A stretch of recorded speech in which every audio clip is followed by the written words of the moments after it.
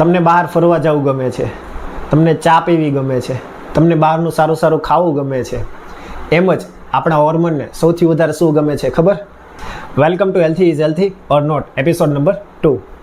આ સિરીઝમાં આપણે વાત કરશું તમે જેને હેલ્થી માનો છો એ હકીકતમાં હેલ્થી છે કે નહીં. જેમ આપણને આપણી મનપસંદ વસ્તુ વાલી છે તેમજ આપણા હોર્મોનની પણ એક મનપસંદ વસ્તુ છે, એ છે પ્રોપર રૂટીન, નિયમિતતા.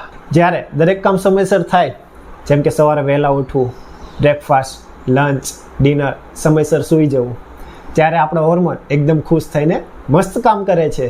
જો બધું સમયસર થાય તો શરીરમાં હોર્મોનલ કે લાઇફસ્ટાઇલને લગતા ગેસ, પીસીઓડી, થાઇરોઇડ જેવી બીમારીઓ નજીક પણ નથી આવતી.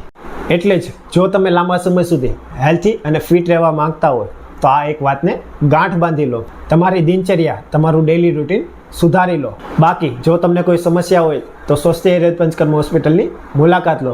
અને તમારી દિનચર્યા કેવી હોવી જોઈએ એ જાણવું હોય તો કોમેન્ટ કરો દિનચર્યા.